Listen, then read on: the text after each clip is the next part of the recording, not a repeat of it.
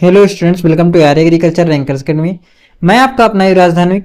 देखिए, जो हम इससे पहले वाला लेक्चर पढ़ रहे थे, दूसरा लेक्चर जिसमें हम टिलेज पढ़ रहे थे, उसी का ये अगला पार्ट है, क्योंकि काफ़ी लंबा लेक्चर हो गया था। इसमें हम मॉडर्न कॉन्सेप्ट्स ऑफ टिलेज पढ़ेंगे। ओके, यानी आधुनिक जुताई की संकल्पनाएं कि आधुनिक टिलेज क्या है, जो मॉडर्न टिलेज होता है वो क्या है। इन कंजर्वेशन टिलेज को आप पारंपरिक जुताई कहते हैं। ठीक है। Combined primary and secondary tillage operations are performed in preparing seedbed by using animal or tractor which cause hard pan in subsoil, resulting is poor infiltration of rainwater, thus is more susceptible of runoff and soil erosion। क्या कह रहा है कि पारंपरिक जुताई में जो बीज की क्यारियां तैयार करने के प्राथमिक और द्वितीयक जुताई का कार्य किया जाता है, किससे किया जाता है? तो पशुओं और ट्रैक्टर की सहायता से किया जाता है। ठीक है। उससे होता क्या है? जिससे उपमृदा में कठोर हार्ड पैन बन जाती है।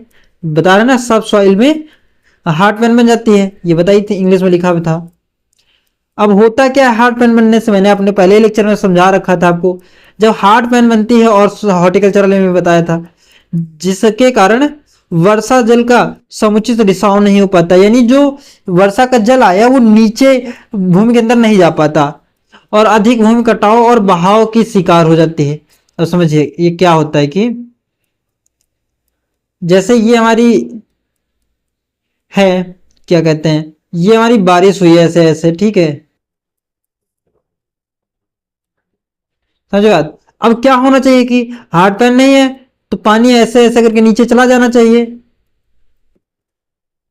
लेकिन अब इसमें क्या बताया गया कि यहां पर है हार्ड पैन, यानी ये यहां पर कठोर हो रखी है। ठीक है। जब कठोर हो रखी है तो पानी अंदर जाएगा नहीं, बल्कि जब पानी होगा वो ऐसे ऐसे बहना चालू कर देगा। अब ये पानी ऐसे बहेगा तो अपने साथ मृदा भी तो बहा के ले जाएगा, मिट्टी भी बहा के ले जाएगा, यानी सॉइल इरोजन देखने को मिलेगा हमें। आगे क्या लिखा हुआ है कि farmers usually prepare fine seed bed by repeated plugging when the animal of the farm is having less work।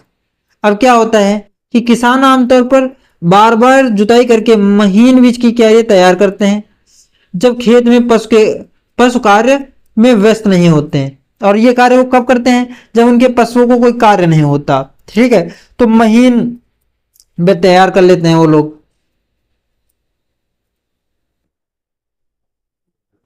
Research has shown that frequent tillage is rarely beneficial and often detrimental। क्या कह रहा है ये?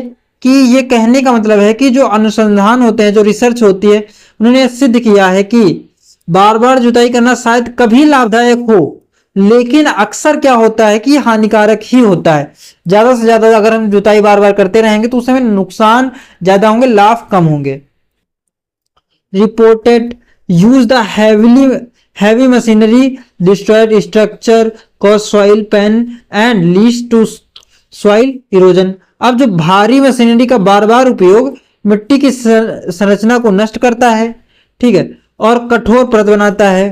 कठोर परत यानी hard pan, ठीक है, मिट्टी का क्षरण करता है। अब एक तो पहली बात तो ज्यादा जुताई कर देंगे तो हार्ड पैन बनने की संभावना हो जाती है, और मृदा इरोजन भी होगा। ज्यादा ही बर्फबारी हो गई तो आप खुद समझिए, हवा आई और मिट्टी उड़ के चली गई। उसके बाद कह रहा है moreover energy is often waste during tillage process. और सबसे बड़ी बात कि इसके अतिरिक्त जुताई की प्रक्रिया में अक्सर ऊर्जा की बर्बादी होती है। अब जब हमें आवश्यकता से ज्यादा ही टिलेज कर रहे हैं, बेमतलब का टिलेज कर रहे हैं, तो हम ऊर्जा की हानि ही तो कर रहे हैं। उसके बाद का all these reasons led to the development of modern concept, namely the practices like minimum tillage, zero tillage, stubble, mulch farming and conservation tillage etc। अब क्या है कि इन्हीं सभी कारणों के कारण आधुनिक जुताई की अवधारणा सामने आई है, जिनमें क्या क्या शामिल है, जैसे न्यूनतम टिलेज यानी जिसे मिनिमम टिलेज कहते हैं, और शून्य जुताई यानी जीरो टिलेज, ठूठ मल्च खेती यानी कि क्या स्टबल स्टबल मल्च फार्मिंग, इस तरह की चीजें, और कंजर्वेशन जुताई यानी कि संरक्षण जुताई जैसी विधियां सामने आ रही हैं, विकसित हो रही हैं। अब एक एक करके हम बात करेंगे कि मिनिमम जुताई क्या होती है, ठीक है, और जीरो टिलेज क्या होता है, ये सब। मिनिमम टिलेज यानी कि न्यूनतम जुताई। अब हम बात कर रहे हैं किसकी, मिनिमम टिलेज की, ठीक है। जैसा नाम से ही पता चल रहा है कि minimum tillage M reduce tillage to the minimum necessary for ensuring a good seedbed, rapid germination, ah static, क्या लिखा है ये हटाना पड़ेगा थोड़ा सा, हाँ, satisfactory stand and favourable growing condition. ये इसने बताया कि जो न्यूनतम जुताई का उद्देश्य होता है, इस हद को कम करना होता है। एक तो जितनी हम जुताई कर रहे हैं उस हद को कम करना होता है, ये बात का है, और अच्छी बीज क्यारी तैयार करना, शीघ्र अंकुरण यानी कि इसलिए करते हैं जिससे कि जल्दी से हमारा अंकुरण हो सके, सीध का, और संतोषजनक पौधा स्थापना यानी जो हमारे पौधा है वो सही से स्थापित हो सके और अनुकूल परिस्थितियों की स्थितियां सुनिश्चित की जा सके, और ये सुनिश्चित किया जा सके कि जो परिस्थितियां मिल रही हैं हमारे पौधे को वो उसके अनुकूल हो। देखिए आगे लिखा है कि tillage can be reduced in two ways by omitting operations that do not give much benefit and by combining operation like seeding and fertilizer application। क्या कह रहा है ये, हिंदी में देखते हैं इसे। हिंदी में देखिए इसने कहा कि जुताई दो तरीकों से कम किया जा सकता है। पहला, उन कार्यों को छोड़कर जो अधिक लाभ नहीं देते, हम ऐसी जुताइयों को हटा दें, उन कार्यों को छोड़ दें जिससे हमें ज्यादा फायदा नहीं हो रहा। दूसरा तरीका क्या है, बीजारोपण तथा उर्वरक उपयोग जैसे कार्यों को एक साथ मिलाकर किया जाए। अब क्या है कि हम जब बीज को बोएं तभी फर्टिलाइजर्स एप्लीकेशन कर दें, ठीक है, ताकि हमें अलग से टिलेज प्रक्रिया या फिर अन्य कार्य ना करने पड़े। इस तरह से हम टिलेज को कम कर सकते हैं। उसके बाद हम एडवांटेजेस की बात करेंगे, यानी क्या लाभ है इसके। Advantages specially in coarse and medium textured soil, क्या कह रहा है कि लाभकारी हैं विशेषकर मोटे और मध्यम बनावट वाली मिट्टी में, ठीक है। Improved soil condition due to decomposition of plant reduce in situ, ये इन सीटू एक मेथड होता है, ठीक है, ये इन सीटू एक ही में है। इसके कहने का मतलब है कि स्थल पर पौध अवशेष के विघटन के कारण मृदा की स्थिति में सुधार होता है। उसके बाद कह रहा है higher infiltration due to vegetation and root channels, वनस्पति और मृत जड़ों के द्वारा बने चैनल्स के कारण जल का अधिक रिसाव होता है। अब क्या है कि जब वनस्पति है, अब पौधा, आपने सुना होगा कि जो हमारे पौधे होते हैं या वनस्पतियां होती हैं वो अपने जड़ों के पास स्टोर कर लेती हैं जल को, ठीक है, और इसलिए वो चैनल का काम भी करती हैं और चैनल बन भी जाते हैं। Less resistance to root growth due to improved structure. अब क्या है कि संरचना में सुधार के कारण जड़ों की वृद्धि में कम प्रतिरोधकता होती है। अब देखिए जब संरचना अच्छी हो गई तो अब जितना चाहे पौधा और प्लांट या फिर कहे तो पेड़ अपनी जड़ों को विकसित करना चाहे कर सकता है, अब उसमें कोई अवरोध उत्पन्न नहीं होगा। भारी less soil compaction bye reduce movement of heavy vehicles, भारी यंत्रों की कम गति के कारण मिट्टी का दबाव कम होता है। उसके बाद less soil erosion compare to conservation tillage. देखिए कंजर्वेशन टिलेज जो होता है यानी पारंपरिक जुताई जो होती है उसकी तुलना में मिट्टी का कटाव कम होता है। अगर आपसे पूछे कंजर्वेशन टिलेज और मिनिमम टिलेज में सॉइल इरोजन किसमें कम होता है, ठीक है, तो आप कौन सा ऑप्शन लगाएंगे? मिनिमम टिलेज का लगाएंगे। उसके बाद इसके डिसएडवांटेज की बात कर लेते हैं कि इसकी हानियां क्या हैं, यानी डिसएडवांटेज यानी हानियां। लोअर सीड जर्मिनेशन, इसमें क्या होता है, जो बीज का अंकुरण होता है वो कम होता है, ठीक है। उसके बाद higher nitrogen requirement due to slower organic matter decomposition in temperate region. देखिए जैविक पदार्थों की धीमी विघटन के कारण अधिक नाइट्रोजन की आवश्यकता पड़ती है। किन क्षेत्रों में? शीतोष्ण क्षेत्रों में, यानी जहां पर सर्दी पड़ती है। Affect nodulation in legumes like peas and broad beans. देखिए ब्रॉड बीन हो गया और जो पी यानी मटर हो गया, मटर और चौड़ी फलियों की जैसी दलहनी फसलों में ग्रंथ यानी नोड्यूल्स को प्रभावित करता है ये। Sowing is difficult with ordinary equipment. देखिए सामान्य यंत्रों से जुताई करना कठिन होता है। उसके बाद बात करें continuous herbicide use lead to pollution and weed shift. निरंतर खरपतवार नाशकों के उपयोग से प्रदूषण और स्थायी खरपतवारों की वृद्धि होती है। देखिए ये खरपतवार होता है लेकिन मुझसे गलती से हर बार खरपतवार निकलता है, तो ये मेरी थोड़ी प्रॉब्लम है, पर कोई ना, आप समझ जाइए खरपतवार। इसके बाद हम मेथड्स की बात कर लेते हैं कि क्या मेथड्स हैं मिनिमम टिलेज के। Method of achieving minimum tillage, न्यूनतम जुताई प्राप्त करने की विधियां क्या हैं। रो जोन टिलेज यानी पंक्ति क्षेत्र जुताई। Primary tillage is entire field, secondary only in row zone. तो कह रहे प्राथमिक जुताई जो होगी वो पहले पूरी भूमि में प्राथमिक जुताई, उसके बाद केवल पंक्ति में ही द्वितीयक जुताई करते हैं। उसके बाद प्लग प्लांट टिलेज यानी हल बुआई जुताई। इसमें क्या होता है कि use special planter after primary tillage. प्राथमिक जुताई के बाद विशेष बीज रोपक का उपयोग करते हैं। पहले इसमें करते क्या है कि पहले पूरी प्राइमरी टिलेज कर देते हैं, उसके बाद जो सीड को सो करना होता है, एक जो होता है बीज सो करने वाला, मतलब बोने वाला एक यंत्र, उसका प्रयोग करते हैं। अब ये डिपेंड करता है अलग अलग क्रॉप पर कि किस यंत्र का प्रयोग किया जाएगा। उसके बाद होता है व्हील ट्रैक प्लांटिंग यानी पहिया पात रोपण। पहिया व्हील पल्वराइज्ड रो जोन ड्यूरिंग सोइंग। ट्रैक्टर के पहिए पंक्ति क्षेत्र में मिट्टी को भुरभुरी कर देते हैं।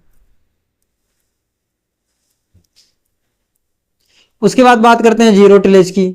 जीरो टिलेज क्या होता है, यानी नो टिलेज भी इसे कहते हैं, इसे केमिकल टिलेज भी कहते हैं। शून्य जुताई, बिना जुताई और रासायनिक जुताई, ये पूछा जा सकता है आपसे नाम। उसके बाद zero tillage is an extreme form of minimum tillage. शून्य जुताई न्यूनतम जुताई का एक अत्यंत रूप है। क्या है कि मिनिमम जुताई का ही अत्यंत रूप होता है ये जीरो टिलेज, जिसमें हम और कम कर देते हैं टिलेज की संख्या को। Primary tillage is avoided and only seed bed preparation in row zone is done. तो प्राथमिक जुताई को पूरी तरह से टाला जाता है और केवल पंक्ति क्षेत्रों में बीज के अरियों की तैयारी की जाती है। एक तो बताया कि प्राइमरी टिलेज पूरी तरह हटा देते हैं, जहां पर हमें पंक्तियों में सीड बोने होते हैं, बीज बोने होते हैं, वहां पर ही हम सेकेंडरी टिलेज करते हैं।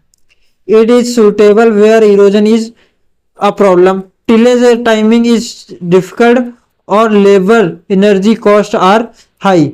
देखिए यह वहां उपयुक्त होता है जहां पर कटाव की समस्या हो और जुताई का समय कठिन हो, श्रम और ऊर्जा की लागत अधिक हो जाती है इसके कारण। Weed are controlled using herbicides hence also called chemical tillage. देखिए खरपतवारों को रासायनिक दवाइयों से नियंत्रित किया जा सकता है, इसलिए इसे रासायनिक टिलेज भी कहा जाता है, यानी रासायनिक जुताई भी कहा जाता है। इसके बाद बात करते हैं टाइप्स ऑफ जीरो टिलेज की। न्यूनतम जुताई के प्रकार कैसे हैं। टिल प्लांटिंग यानी जुताई बुआई। देखिए a sweep clear a strip planter so seed in narrow furrow. एक स्वीप पुरानी फसल की पंक्ति से अवशेष हटाता है और प्लांटर बीज की संकीर्ण नालियों में बोता है। क्या बता रहा है कि देखिए, अब आपने इसमें पहली चीज प्राइमरी टिलेज तो किया नहीं था, अब जो पंक्ति बन रही है उससे पहले खरपतवार या फिर कुछ भी है उसे हटा दिया जाता है, फिर उसमें सीड्स को बो दिया जाता है। ये बात इसमें बताई जा रही है। हेर्बिसाइड यूज्ड बिफोर सोइंग, बुआई से पहले प्रयोग किए जाने वाले खरपतवार। अब इसमें खरपतवार कौन से प्रयोग किए जाते हैं, जैसे पैराक्वांट हो गया, इन सभी का प्रयोग किया जाता है। देखिए ये जो होते हैं नॉन सेलेक्टिव और शॉर्ट रेसिडुअल होते हैं, ठीक है। ग्लाइफोसेट इस तरह के हर्बिसाइड्स का यूज करते हैं। उसके बाद एट्राजीन आ जाता है और एल्कोर आ जाता है, ठीक है। ये सेलेक्टिव और परसिस्टेंट होते हैं, यानी दीर्घकालिक परसिस्टेंट, ठीक है। उसके बाद देखिए सेलेक्टिव का मतलब होता है कि ये, हाँ वैसे हर्बिसाइड वाले में बताऊंगा लेकिन यहाँ बता देता हूँ। नॉन सेलेक्टिव का मतलब होता है हम डाल देंगे तो ये सबको मार देगा, ठीक है। लेकिन इसके विपरीत सेलेक्टिव होता है जो कुछ चयनित खरपतवारों को मारता है, सभी पौधों को नहीं मारता। इतनी सी बात है। उसके बाद दूसरा टाइप जो है सोड प्लांटिंग एंड सोड कल्चर, यानी सोड रोपण यानी सोड संस्कृति। Sowing directly into grass rooted soil sod without tillage, घास की जड़ों से बंधी सतह वाली मिट्टी में सीधे बीज बोना बिना जुताई के। ये क्या होता है, हमारा सोड प्लांटिंग होता है। इसी से एक मिलता जुलता शब्द भी आता है कि सोल प्लांटिंग क्या होती है। ये सोड है वो सोल है होता है, ठीक है। उसके बाद आता है एडवांटेज ऑफ जीरो टिलेज, शून्य जुताई के लाभ क्या होते हैं। Improved soil structure and more earthworm after 2 year, इसमें होता है कि 2 साल के बाद मिट्टी की संरचना सुधर जाती है, ठीक है। ऊपर से केंचुओं की संख्या में भी वृद्धि हो जाती है। Higher organic matter due to less mineralization, अब कम खनिजीकरण के कारण अधिक जैविक पदार्थ भी होता है, यानी ओएम कंटेंट यानी ऑर्गेनिक मैटर ज्यादा होता है। Reduce surface run off due to mulch, यानी मल्च के कारण सतही बहाव कम होता है। उसके बाद डिसएडवांटेज यानी हानियों की बात कर लेते हैं। Require high nitrogen in temperate reason, यानी अधिक नाइट्रोजन की आवश्यकता होती है शीतोष्ण क्षेत्रों में, जहां पर यानी कि ठंड ज्यादा पड़ती है। और मोर पेरिनियल वीड्स, अधिक स्थायी खरपतवार देखने को मिलते हैं ऐसे एरियाज में। और एक एडवांटेज है कि increase volunteer plant and pest build up, स्वयं उगने वाले पौधों और कीटों की वृद्धि हो जाती है। देखिए वॉलेंटियर प्लांट्स क्या होते हैं, आपसे कभी पूछ सकता है। ये कोई वीड नहीं होते, ये किसी अदर क्रॉप के ही पौधे होते हैं। लेकिन क्या है, जैसे कि समझिए, समझा देना ज्यादा अच्छा रहेगा। वॉलेंटियर प्लांट, ये खेत है, ठीक है, हमने इसे बोया है वीट यानी गेहूं बोया, ठीक है। लेकिन इसमें कुछ पौधे जो आ गए मस्टर्ड, यानी कि मस्टर्ड को इंग्लिश में क्या कहते हैं, जैसे तेल आता है, छोटे छोटे दाने होते हैं। अरे यार, सरसों मस्टर्ड आ गया, ठीक है। तो जो मस्टर्ड के कुछ सीड्स इसमें आ गए हैं वो क्या होंगे, वॉलेंटियर प्लांट्स होंगे, क्योंकि हमारी मुख्य क्रॉप जो थी वो कौन सी थी, वो थी वीट। उसके बाद हम बात करते हैं नंबर 3, स्टबल मल्च टिलेज यानी फार्मिंग, या फिर टिलेज के लिए फार्मिंग कह लीजिए। Soil always covered with crop और रेसिड्यूज ड्यूरिंग फॉल, भूमि हमेशा फसल या फसल के अवशेषों से ढकी रहती है। स्वीप और blades used for shallow cutting, disc used if residue is excessive. देखिए कह रहा कि पहली जुताई में स्वीप या ब्लेड का उपयोग 12 से 15 सेंटीमीटर गहराई तक किया जाता है, ठीक है, ताकि अधिक अवशेष होने पर डिस्क का प्रयोग किया जाता है। अब कह रहा है कि अगर अवशेष ज्यादा ही हैं तो हम डिस्क का प्रयोग कर लेते हैं। 2 सोइंग मेथड यानी 2 बुआई की विधियां होती हैं इसकी। पहला होता है वाइड स्वीप और नैरो प्लांटर सुई, उसका यानी चौड़ी सुई और संकीर्ण बीजियो, बीज रोपण फावड़ा, उसका नैरो काइल काइसर, और उसके बाद आता है एट 15 टू 30 सेंटीमीटर डेप्थ संकीर्ण छेनी, और यानी कि 15 से 10 सेंटीमीटर, और को 15 से 30 सेंटीमीटर गहराई तक चलाया जाता है। उसके बाद इसके डिसएडवांटेजेस की बात कर लेते हैं कि इसके नुकसान क्या है। रेसिड्यू क्या कह रहा है, residue interfere with seed bed and sowing, अवशेष बीज क्यारी बुआई में बाधा डालते हैं। Traditional tool can not suitable, traditional tool not suitable, पारंपरिक उपकरण उपयुक्त नहीं होते इसके लिए। उसके बाद हम बात कर लेते हैं कि कंजर्वेशन टिलेज क्या होता है।